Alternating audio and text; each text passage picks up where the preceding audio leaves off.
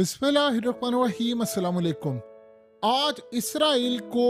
उर्दन ने अपनी air space इस्तेमाल करने दी। एक बहुत बड़ा इराक से हमला हुआ था और ये हमला इतना शदीद था कि हाइफा पोर्ट के ऊपर ये हमला किया गया और गालिबन ख्याल ये था कि हाइफा पोर्ट को बुरी तरह तबाह बर्बाद कर दिया जाएगा। ड्रोन से, मिसाइलों से और दीगर जगहों से हमला हुआ और हमला जा रहा था सीधा इजराइल, और ये उर्दन की एयर स्पेस इस्तेमाल करके सीधा इसराइल के हाइफा में हिट करने के लिए जा रहा था। लेकिन हैरान कुन तौर पर इसराइल की डिफेंस फोर्सेस ने उसको उर्दन के अंदर ही तबाह कर दिया। यानी ये बड़ा अजीबोगरीब मामला है। अभी तक उन्होंने ये नहीं बताया कि कोई मिस होकर गया है या इसराइल आया, लेकिन उर्दन की एयर स्पेस इस्तेमाल करते हुए यानी जॉर्डन की एयर स्पेस में ही उन्होंने तबाह कर दिया। अब इस सूरत हाल में उन्होंने ऐलान किया, कोई फजूल उन्होंने यानी इस सारी सूरत हाल में ऊपर नीचे बात नहीं की, स्ट्रेट फॉरवर्ड उन्होंने कहा जी उर्दन की एयर स्पेस में था और हमने वहां पर जाकर तबाह कर दिया। अब सवाल यहां पर यह पैदा होता है कि क्या इसराइल का डिफेंस सिस्टम उर्दन में लगा हुआ है या अमेरिका ने तबाह किया है, या उर्दन के अंदर इसराइल ने यहां से मारा है, अपनी एयर स्पेस है और वो सीधा जाकर उर्दन की एयर स्पेस में गया। अब या तो देखिए समझ आती है कि अगर उर्दन खुद तबाह कर दे तो ठीक है, जिस तरह उसने कहा कि जी मैं किसी की एयर स्पेस के हवाले से एक बात बड़ा क्लियर कर देना चाहता हूं कि जो भी ऑब्जेक्ट यानी ईरान का मिसाइल हो, ड्रोन हो या कुछ हो, मेरी एयर स्पेस से होकर जाएगा तो मैं तबाह करूंगा, या इसराइल पे अगर हमला करेगा तो मैं तबाह करूंगा। लेकिन इसराइल ने कहा है कि हमने उर्दन की एयर स्पेस में ही उसको तबाह कर दिया। अब क्या इसराइल के जेट्स या उनका डिफेंस सिस्टम वो यहां से फायर हुआ है इसराइल से और उसने उर्दन की एयर स्पेस में उसको उड़ाया है, या वो उर्दन के अंदर पहले ही लगा हुआ था, खुफिया तौर पर कोई बेस है वहां पर या कोई डिफेंस सिस्टम है कि उन्होंने उड़ाया है। इस सारी सूरत हाल में उन्होंने बस इतना पैगाम दिया है कि इसराइल की फोर्सेस ने उसको उर्दन में तबाह कर दिया। अब ये असल में जब ईरान ने इनको हालिया धमकी दी थी कि दोबारा हम जब हमला करेंगे तो आपने अगर किसी सूरत हमारा मिसाइल रोका तो हम अगला हमला आपके ऊपर करेंगे, ये बड़ी उन्होंने तबाहकुन धमकी दी थी। और आपको पता है उसके बाद 20 साल के बाद पहली दफा ऐसा हुआ कि उर्दन के फॉरेन मिनिस्टर ने ईरान का दौरा किया और वहां पर उन्होंने बड़ी शदीद धमकी दी थी उनको। वो अलग बात है कि ईरान ने अभी तक हमला नहीं किया, तो उनकी स्ट्रेटजी जो भी है, लेकिन एक बात तय हो गई है कि इस सूरत हाल के अंदर आज अगर हमला होता हाइफा पोर्ट के ऊपर तो इसराइल का बहुत भारी नुकसान होने वाला था, बहुत भारी नुकसान होने वाला था। और गालिबन सूरत हाल ये है कि उन्होंने इसको उर्दन की एयर स्पेस के अंदर ही तबाह कर दिया। अब ये असल में बड़ा पैगाम क्लियर चला गया है ईरान को और बाकी ताकतों को कि अगर ऐसी सूरत हाल पैदा होती है तो आप एक चीज मेक श्योर कर लें कि हमला जो भी होगा उर्दन इसराइल के साथ खड़ा हुआ है, आखिरी दम तक खड़ा रहेगा, चाहे जो मर्जी हो जाए। उर्दन किसी सूरत इसराइल के खिलाफ कोई इकदाम नहीं करने देगा। एक चीज तो हो गई है बहुत ज्यादा क्लियर। देखिए दूसरी सूरत हाल बड़ा अजीबोगरीब मामला है कि चीज़ें आप ये देखें कि इसराइल को इस बात का अंदाज़ा है कि मामला कितने ख़राब है। मुसाद के चीफ डेविड बर्निया ने जो बात की है वो बड़ी हैरान कुन है, वो आम रूटीन में इस तरह की गुफ्तगू करते नहीं है। अब मुसाद के चीफ ने कहा,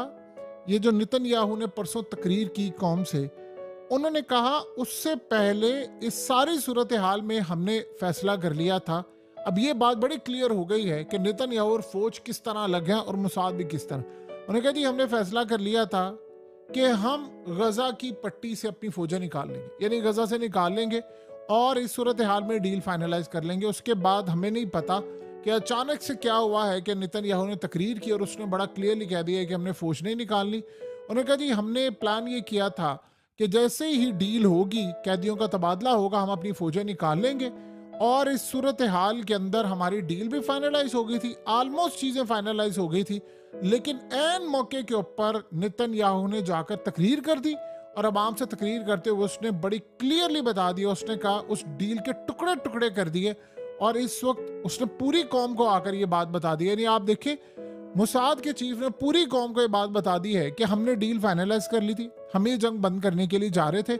लेकिन हमें नहीं पता कि हमारे इस प्लान को किस तरह वजीर आजम ऑफ इजराइल उसने आकर नाकाम बना दिया। लिहाजा हमें कोई ना ये कहे या हम पर उंगलियां ना उठाए कि फौज ये कर रही है, मुसाद ये कर रही है, सिक्योरिटी फोर्सेस ये कर रही है। हमने आखिरी हद तक ये डील को फाइनलाइज कर लिया था और हमने तय भी कर लिया था कि हमने ये इलाके गजा उनके हवाले करना है, फौज अपनी निकालनी, अपने कैदी लेकर आने हैं, बस उसके बाद सारे के सारे मामला खत्म हो जाएंगे। अब हमारा इससे कोई लिंक नहीं है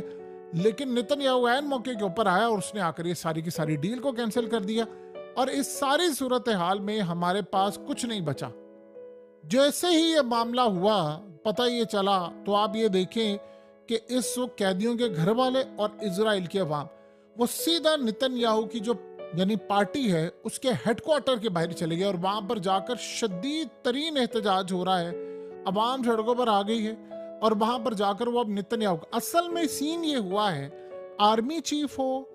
चाहे शिन बैत हो, मुसाद का चीफ हो, इवन के फौज का तमाम के तमाम लोग जो हैं वो सारे मामलात को वो डाले हैं नेतन्याहू पर। वो कह रहे हैं जी हम तो तैयार हैं, हम क्या करें, लेकिन इख्तियार जो है वो नेतन्याहू के पास है। आपको पता है कि इजराइल के अंदर जाहिर सी बात है, ऐसा तो नहीं है कि मुसाद का चीफ ही सब कुछ है,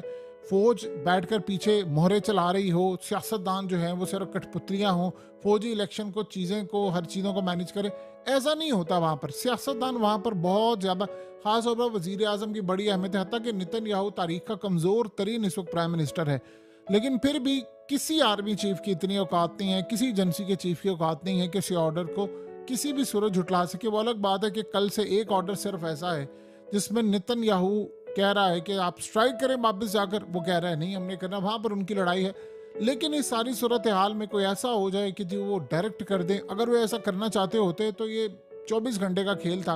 वो कोई अदम इत्मीनान ले आते या किसी इत्तेहादी को बिठा देते और उसकी गवर्नमेंट फारिग हो जाती। ऐसी सूरत हाल कोई नहीं हुई।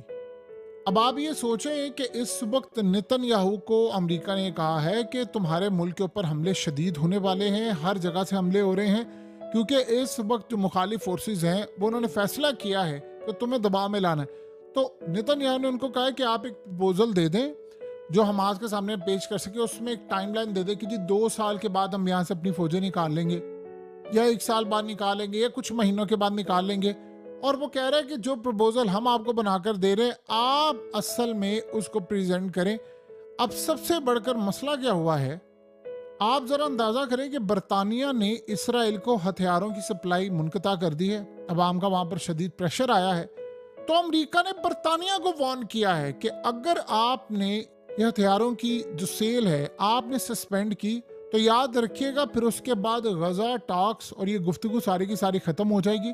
यानी आप ये गलती ना करें। आप अंदाजा करें कौन सी टॉक्स, कौन सी बातचीत, जिस दिन इस्माइल हानिया को मारा था चीजें वहीं पर खत्म हो गई थी। अब वो कह रहा है, यानी आप अंदाजा करें मुसाद का चीफ कह रहा है कि भाई हमारे हाथ में कुछ नहीं है, हम डील कर ले, और ये जाकर उनको समझा रहे हैं कि नहीं नहीं तुम हथियार सप्लाई करते रहो। उसकी वजह ये है, जाहिर सी बात है जब बरतानिया नहीं देगा तो सारे का सारा प्रेशर अमेरिका पर आएगा और अमेरिका को वो कहेंगे कि आप हमें दें। सो इस वक्त जो सूरत हाल चल रही है वो आप सबके सामने है।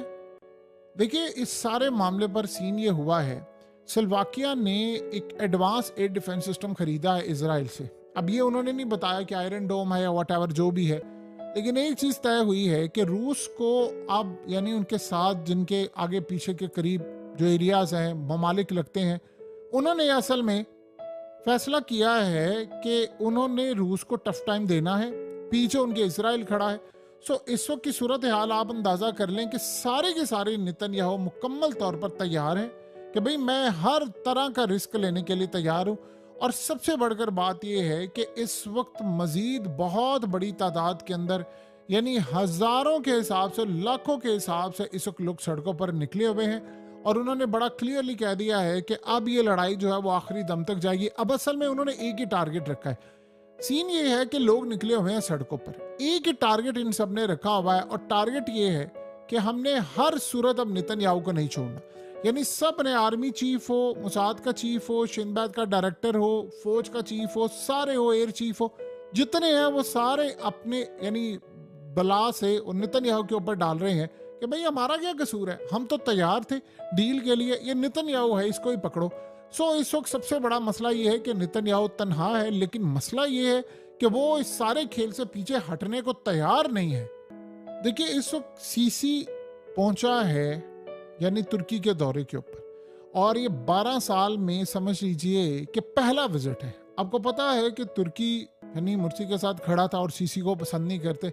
लेकिन अब लड़ाई का लेवल ये हो चुका है कि जंग जाहिर सी बात है मिस्र में दाखिल होनी है, उसके बाद फिर ये आगे बढ़नी है।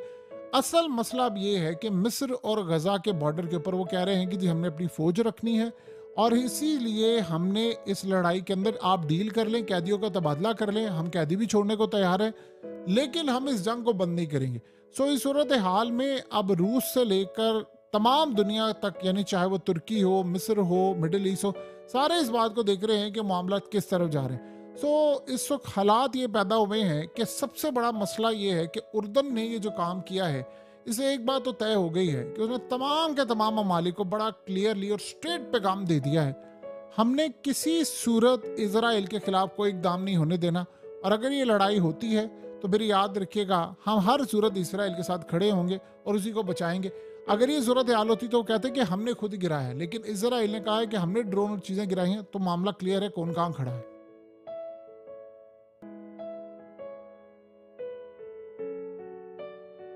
हकीकत टीवी को सब्सक्राइब करना मत भूलें, वीडियो को लाइक करें, शेयर करें और कमेंट सेक्शन में अपनी राय का इजहार जरूर करें।